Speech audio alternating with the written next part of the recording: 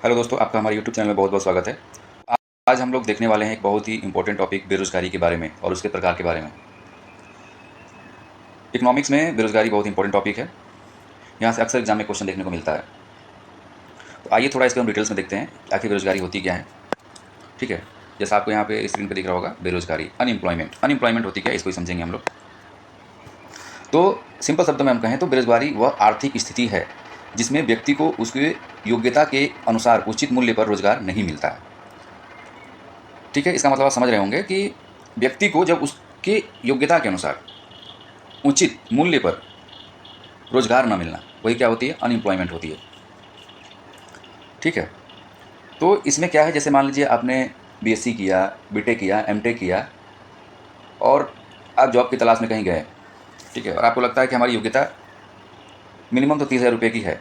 किसी कंपनी में आप काम कर रहे हो, आपको लगता है कि हमारी योग्यता 30,000 की है और आपको कोई कंपनी वाला 10,000 15,000 का ऑफर दे रहा है, यानी आपकी योग्यता के अनुसार अगर आपको उचित मूल्य पर रोजगार नहीं मिल रहा है तो आप क्या हैं, अनएम्प्लॉयमेंट हैं। ऐसे सभी व्यक्ति क्या हैं, अनएम्प्लॉयमेंट है, बेरोजगार है। ठीक है, अब इसमें क्या है, बेरोजगारी के प्रकार देखेंगे हम लोग। उससे पहले हम लोग देख लेंगे यहाँ पे कि इसके जो आंकड़े हैं वो एनएसएसओ जारी करता है, याद रखिएगा, एनएसएसओ जारी करता है। और बेरोजगारी को दर्शाने के लिए ये विभिन्न नहीं है, फिलिप कर्व का प्रयोग किया जाता है। ठीक है, अब पहला बेरोजगारी का पहला टॉपिक हम लोग देखेंगे यहाँ पे, संरचनात्मक बेरोजगारी क्या है, जिसको बोलते हैं स्ट्रक्चरल अनएम्प्लॉयमेंट क्या है। स्ट्रक्चरल अनएम्प्लॉयमेंट बेसिकली क्या होता है, जब देश की अर्थव्यवस्था में, यहाँ पे थोड़ा सा जो लिखा है ना डिफिनेशन, मैं इसको थोड़ा सिंपल वर्ड में आपको बता देता हूँ एक्चुअली क्या है ये स्ट्रक्चरल अनएम्प्लॉयमेंट क्या है। जब देश की अर्थव्यवस्था में बदलाव आने की वजह से मार्केट में मिलने वाली नौकरियां और वर्कर्स के बीच में जो स्किल है, स्किल का बहुत बड़ा मिसमैच हो जाता है। मतलब मार्केट में जॉब तो है, लेकिन जो काम करने वाले वर्कर्स हैं ना, वो जॉब और वर्कर्स के बीच में स्किल का बहुत बड़ा मिसमैच हो जाता है। जैसे आपको मैं एग्जांपल से बता रहा हूँ। ठीक है, जैसे आप सोचिए अभी एआई का ज़माना आ रहा है। ठीक है, सपोज करिए एक कार बनाने वाली कंपनी है।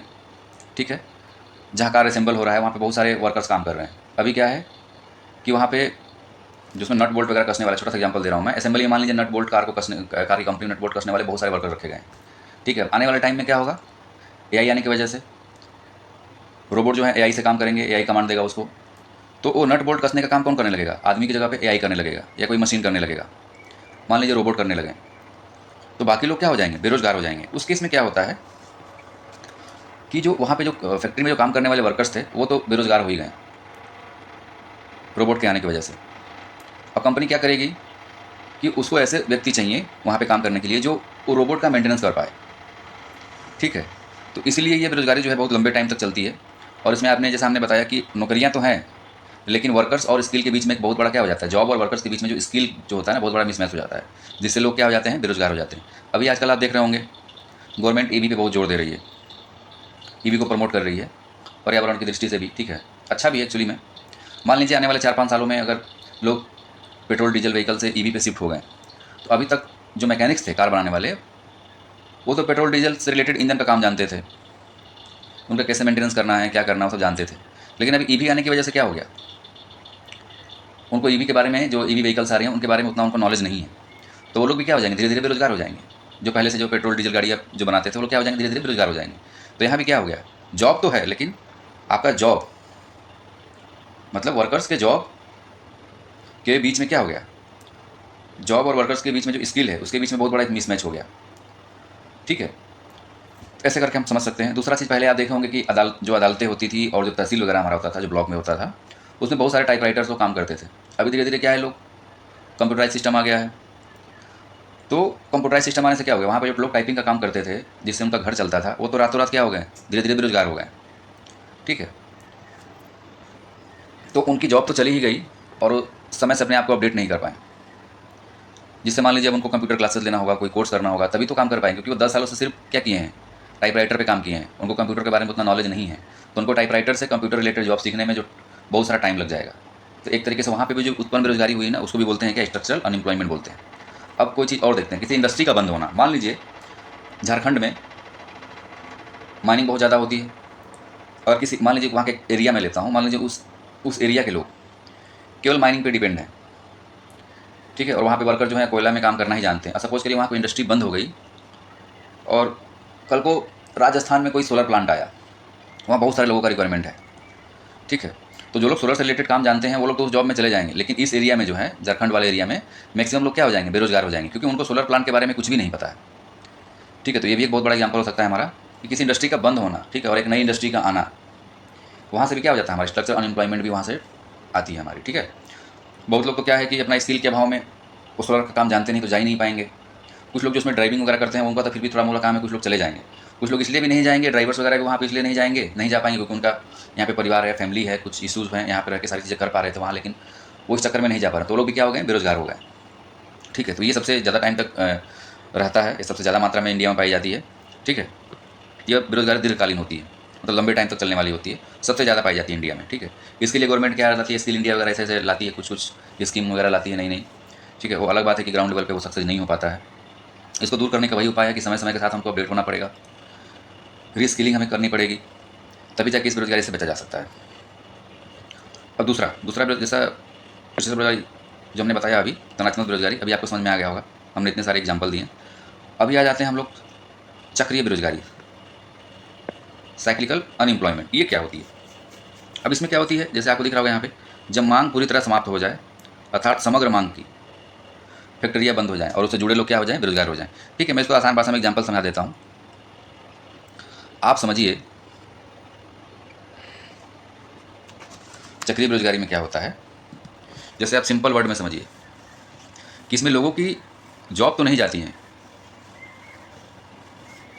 लेकिन वो लोग क्या हो जाते हैं, कुछ टाइम के लिए बेरोजगार हो जाते हैं, ठीक है। और जैसी स्थिति सही होती है उनको फिर जॉब पे बुला लिया जाता है। ये बेसिकली जो होती है ना, मंदी की वजह से आती है, रिसेशन की वजह से आती है, इन्फ्लेशन महंगाई की वजह से आती है, ठीक है।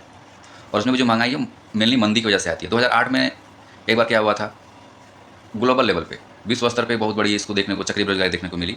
कोविड का एग्जाम्पल हम लोग ले लेते हैं। मान लीजिए कोविड आया, कोई पेंडेमिक की स्थिति आई, देश में मंदी आई, तो देश में मंदी आई मतलब लोगों के पास क्या हो गया, महंगाई बढ़ गई, मैंने पैसा लोगों के पास क्या हो गया, कम हो गया। लोगों के पास पैसा कम इसलिए हो गया क्योंकि बहुत सारी फैक्ट्रियाँ वगैरह बंद हो गई, लोगों का बहुत सारा छोटा मोटा जो रोजगार चलता था वो कम हो गया, ठीक है। तो इसमें क्या होता है, बेसिकली मैं एक एग्जांपल दे रहा हूँ। मान लीजिए देश में मंदी आई, कोई पेंडेमिक की स्थिति से या और किसी वजह से देश में क्या हुई, मंदी आई। तो मंदी आने की वजह से क्या है, जैसे मान लीजिए बहुत लोग घर लेना चाहते हैं, कार लेना चाहते हैं, लेकिन उनके पास पैसा ही नहीं है, तो लोग क्या करेंगे, अपने प्लान को टाल देंगे। जैसे एक आदमी मान लीजिए बाइक लेने वाला है, तो महंगाई देखते हुए क्या किया, अपने प्लान को टाल दिया, 2 महीने 4 महीने टाल दिया। तो धीरे धीरे उसके प्लान टालने की वजह से क्या होगा, मान लीजिए पहले मार्केट में बाइक 100 बिकती थी, कारें 200-400 बिक रही थी मार्केट में मान लीजिए। तो उस केस में क्या हुआ, धीरे धीरे क्या हुआ कि मंदी की वजह से लोग कार खरीदना कम कर देंगे, घर लेना कम कर देंगे, गाड़ियाँ लेने कम कर देंगे। तो धीरे धीरे क्या हो गया, कार का तो भाई ऐसा तो नहीं है कार अपना फैक्ट्री बंद करके चला जाएगा, या जो कोई कंपनी बाइक बना रही है तो अपना जो बाइक बनाने की जो कंपनी है वो बंद करके चल देगी। उसमें तो उसको सारे वर्कर्स हैं, वो जहाँ पे ज़मीन लिया है उसको भाड़ा रेंट भी देना है, अपने वर्कर की सैलरी भी देनी है। तो वो क्या करेगा, जब डिमांड कम हो जाएगी और उसका बाइक कम बिकेगा या कार कम बिकेगा, या रियल इस्टेट में देखेंगे तो घर कम बना पाएगा, तो उससे रिलेटेड जो उसमें जॉब करने वाले लोग हैं, तो कंपनी क्या करेगी, अपने घाटे को कहीं ना कहीं कम करना चाहेंगी। उनको सैलरी तो हमको देना ही पड़ रहा है, बंद हो जाए जो भी, वो लोगों की डिमांड कम हो जाए अलग बात है, तो बोलेगी कि नहीं, उतने दिन के लिए क्या करेगा वो लोग, उस जोन जितना टाइम तक मंदी रहेगा ना तब तक अपने वो क्या करेगा, उस बीच में अपने कर्मचारियों को बाहर निकलना शुरू कर देगा। जब बाहर निकलना शुरू कर देगा धीरे धीरे, तो वो लोग क्या हो जाएंगे, बेरोजगार हो जाएंगे। जैसे कहीं पे कोई बिल्डर घर बना रहा था, ठीक है, महंगाई आने की वजह से हर चीज़ का दाम बढ़ गया, सीमेंट गिट्टी बालू वगैरह का दाम बढ़ गया, सारी चीज़ों का दाम बढ़ गया, ट्रांसपोर्टेशन चार्ज वगैरह बढ़ गया, तो क्या हो गया, वहाँ पे घर बनाना बंद कर दिया। तो उसमें जो लोग काम करने वाले वर्कर्स थे, मिस्त्री वगैरह थे, जो भी थे, ठीक है, तो वो क्या हो गया हमारा, वो भी बंद हो गया। जो हमारा ईंट गिट्टी बालू वगैरह जो बिकता था वो भी धीरे धीरे क्या हो गया, बिकना बंद हो गया। यानी वहाँ भी इफेक्ट पड़ेगा, जो लोग बेच रहे हैं, जो होलसेल का काम कर रहे हैं, ठीक है, वहाँ भी उनको इफेक्ट पड़ा। आप देख रहे होंगे अब क्या है, इस मंदी में क्या होता है, लोग घूमना भी कम कर देते हैं, लोग पास पैसा नहीं तो घूमने नहीं जाएंगे। तो जो टूरिज्म प्लेसेस हैं वहाँ पे जो होटल वगैरह हैं, वो लोग भी क्या करते हैं, उनका भी बहुत घाटा होने लगता है उस टाइम पे।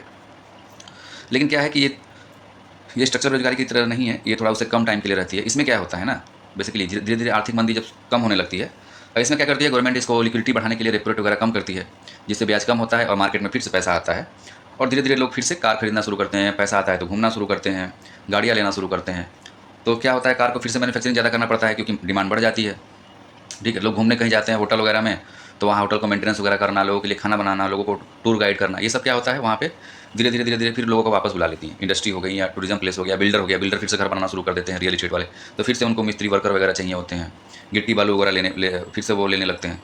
तो इससे क्या होता है, धीरे धीरे हमारी फिर से आर्थिक स्थिति क्या होती है, एक लाइन पे आने लगती है। तो आई होप ये समझ में आया होगा आपको चक्रीय बेरोजगारी क्या होती है। ठीक है, अब हम देखते हैं फ्रिक्शनल अनएम्प्लॉयमेंट क्या होता है। इसको सिंपल समझिए, ठीक है, यहाँ तो जो दिया है यहाँ पे, ठीक है, मैं आपको सिंपल वर्ड में समझा देता हूँ। आप समझिए इसमें क्या होता है। आप समझिए एक प्राइवेट जॉब कर रहे हैं, ठीक है, और मान लीजिए आपको लग रहा है कि यार हमारी यहाँ पे तो हमको और थोड़ा हाइक चाहिए, सैलरी में हाइक चाहिए, आप उससे संतुष्ट नहीं हो उस जॉब से, तो आप क्या करेंगे, उस जॉब को छोड़ के कहीं फिर से आप इंटरव्यू वगैरह देंगे। ठीक है, तो मान लीजिए एक जॉब को छोड़ के आप दूसरी जॉब पे जब शिफ्ट होंगे तो उसके बीच में आप मान लीजिए 2-4 कंपनी, एक कंपनी छोड़ करके आप 2-3 कंपनियों में आप इंटरव्यू दिए, आपको फिर वहाँ भी अच्छा नहीं लगा, ऐसे कर करके आपने लगभग 4-5 कंपनियों का इंटरव्यू दिया। आपने पहले रिज्यूम भेजा और कंपनी ने आपको बुलाया इंटरव्यू के लिए। तो आपको एक नौकरी छोड़ के दूसरे नौकरी में शिफ्ट होने के लिए और एक नौकरी छोड़ के दूसरी नौकरी पाने के बीच का जितने टाइम आप क्या रहते हैं, बेरोजगार रहते हैं ना, उसको बोलते हैं फ्रिक्शनल अनएम्प्लॉयमेंट बोलते हैं। सिंपल वर्ड में समझिए, एक नौकरी छोड़ के दूसरे नौकरी पाने तक के बीच में जो गैप होता है, जितने टाइम आप बेरोजगार रहते हैं, उसको ही बोलते हैं हम लोग हैं फ्रिक्शनल अनएम्प्लॉयमेंट। दूसरा हम लोग देखेंगे छिपी बेरोजगारी, या इसको बोलते हैं अदृश्य, प्रच्छन्न या अल्प बेरोजगारी। ये 3-4 नामों से जाना जाता है, बहुत इंपॉर्टेंट है, कई बार यहाँ से क्वेश्चन पूछ चुका है। इसमें क्या होता है, यह बेरोजगारी हमेशा मजदूर काम करता तो है, काम पर लगा हुआ दिखता तो है, लेकिन उसकी उत्पादकता, ठीक है, सीमांत उत्पादकता क्या होती है, शून्य होती है। मतलब उसके काम करने या ना करने से प्रोडक्टिविटी में क्या हो रही है, कोई फर्क नहीं पड़ रहा। सपोज करिए 2 एकड़ खेत है, वहाँ से मान लीजिए 50 क्विंटल गेहूँ निकलता है। पहले 3 लोग काम करते थे, अभी क्या हुआ, बरसात का सीजन आया या कुछ प्रॉब्लम की वजह से कोई इंडस्ट्री मान लीजिए शहर में कुछ बंद हो गई और उस घर में 2 लोग बाहर काम करते थे। एक घर का एग्जाम्पल दे रहा हूँ मैं, उस घर में टोटल 5 लोग थे। 3 लोग पहले काम करके 50 क्विंटल एक खेत में, 2 एकड़ खेत में गेहूँ निकाल रहे थे वो लोग। अभी मान लीजिए उस घर के 2 लोग बाहर शहर में काम करते थे, वो लोग भी क्या किए, घर आ गए। ठीक है, कुछ कारणवश क्या हो गया, घर आ गए, वहाँ कंपनी में काम करना बंद हो गया, कंपनी में कुछ घाटा लग गया, तो क्या हो गया, घर आ गए। वो घर आ गए, वो भी घर पर रहने लगे। तो वो जिस टाइम पे आए, मान लीजिए उस टाइम गेहूँ का काम चल रहा था, खेत में गेहूँ बोया जा रहा था, तो वो 2 लोग भी खेत में क्या हो रहे हैं, साथ साथ जा रहे हैं। तो यहाँ पे उनकी प्रोडक्शन क्या है, अब 50 क्विंटल गेहूँ हो रहा था, तो अभी 60 क्विंटल 100 क्विंटल गेहूँ तो हो नहीं जाएगा, अभी भी कितना होगा, 50 क्विंटल ही गेहूँ खेत से निकलेगा, क्योंकि ज़मीन क्या है, वही हमारा है, 2 एकड़ ही है। तो यहाँ पे 2 लोग जो एक्स्ट्रा आए हैं, जो शहर से आ गए हैं किसी कारणवश, घर पे रह रहे हैं, तो वो खेत में जब जा रहे हैं 5 लोग, 3 लोग का ही बेसिकली वहाँ पे काम है, लेकिन 2 लोग वहाँ पे क्या है, फर्जी का वहाँ जाके घूम रहे हैं खेत में। मतलब उनके रहने ना रहने से कोई प्रोडक्शन में कोई हमारा फर्क नहीं आ रहा है, उतना ही हो रहा है। इसको ही बोलते हैं क्या, छिपी बेरोजगारी। हमें दिखती तो नहीं है, लेकिन वो होती है। ठीक है, वो हमें बेसिकली दिखता नहीं है। तो यहाँ पे हम वही समझ पा रहे हैं बेसिकली कि उनके रहने ना रहने से हमारी क्या होती है, सीमांत उत्पादकता में कोई फर्क नहीं पड़ता है। पहले भी 2 एकड़ में 50 क्विंटल गेहूँ हो रहा था, अभी भी 2 एकड़ में कितना होगा, 50 क्विंटल गेहूँ होगा।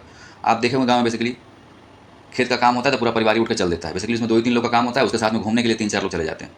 तो जो एक्स्ट्रा लोग जाते हैं ना, वही क्या है, छिपी बेरोजगारी है। उसी को बोलते हैं हम लोग हैं प्रच्छन्न बेरोजगारी, छिपी बेरोजगारी, अदृश्य बेरोजगारी कहते हैं। ये गाँव में बहुत ज़्यादा देखने को मिलता है। ठीक है, तो पूछता है इसमें से कि कृषि में सबसे अधिक कौन सी बेरोजगारी पाई जाती है, छिपी बेरोजगारी पाई जाती है। और मौसमी बेरोजगारी, ये भी सीजनल बेरोजगारी होती है। इसमें क्या होता है, आप सोचिए कि वैसी बेरोजगारी जो किसी खास मौसम में आती हैं, वो मौसमी बेरोजगारी कहलाती है। आप समझिए एक किसान ने गेहूँ बो दिया, अब क्या है, गेहूँ बोने के टाइम तो उसका काम ज़्यादा था, वो सारा काम किया, और फिर क्या किया, वो 2-3 महीने तक उसमें कभी बीच में पानी चलाने जाना है, कभी खेत देखने जाना है, ठीक है, कभी उसमें खाद वगैरह डालना है, ठीक है। लेकिन क्या है कि उसमें मैक्सिमम क्या हुआ, उसमें क्या हुआ, वो अब 4 महीने बाद वो फसल होगा, तो 4 महीने तक क्या रहता है, वो किसी और काम पे शिफ्ट होता है या नहीं होता है, घर पे ही रहता है, तो उसमें क्या होता है, वो बेरोजगार रहता है उस टाइम पे। तो इसको बोलते हैं मौसमी बेरोजगारी। ठीक है, या तो आप ये भी समझिए कि आप कोई डीजे वाला है, ठीक है, वो लगन में क्या है, उसको बहुत मिल रहा है काम उसको, और जैसे लगन खत्म हुआ फिर से बेरोजगार हो गया, तो ये भी क्या हमारा है, सीजनल अनएम्प्लॉयमेंट है। शैक्षिक बेरोजगारी क्या है, जिसको बोलते हैं एजुकेशनल अनएम्प्लॉयमेंट क्या है, जब किसी व्यक्ति को उसकी योग्यता के आधार पर रोजगार नहीं मिलता है। ठीक है, तो भी क्या हो गया हमारा, एजुकेशनल अनएम्प्लॉयमेंट का है। अभी मान लीजिए कोई गवर्नमेंट है, वो डिप्लोमा, बीटेक, आईटीआई वगैरह दुनिया भर की कोर्सेज वगैरह देश, अपने राज्य में या देश में बहुत सारा चीज़ चल रहा है। इस राज्य का एग्जांपल लेते हैं, मान लीजिए वहाँ से लाखों लोग बीटेक कर रहे हैं, बीएससी कर रहे हैं, बीटीसी कर रहे हैं, लेकिन क्या है, वहाँ वैकेंसीज ही नहीं आ रही है। तो वो क्या हो गया, वो पढ़ा लिखा तो है, उसके अंदर योग्यता भी है नौकरी पाने की, लेकिन गवर्नमेंट क्या हो रही है, वहाँ पे जॉब ही नहीं दे रही है। एक तो गवर्नमेंट का भी वहाँ कमी हो गया, दूसरा बात क्या है कि उसकी योग्यता के अनुसार उसको जॉब भी नहीं मिल रहा है। ठीक है, तो इसको बोलते हैं हम लोग एजुकेशनल अनएम्प्लॉयमेंट। ठीक है, लास्ट में यहाँ पे हम लोग देख लेंगे ओकेन का रूल। ये पूछता है, यह नियम किसी देश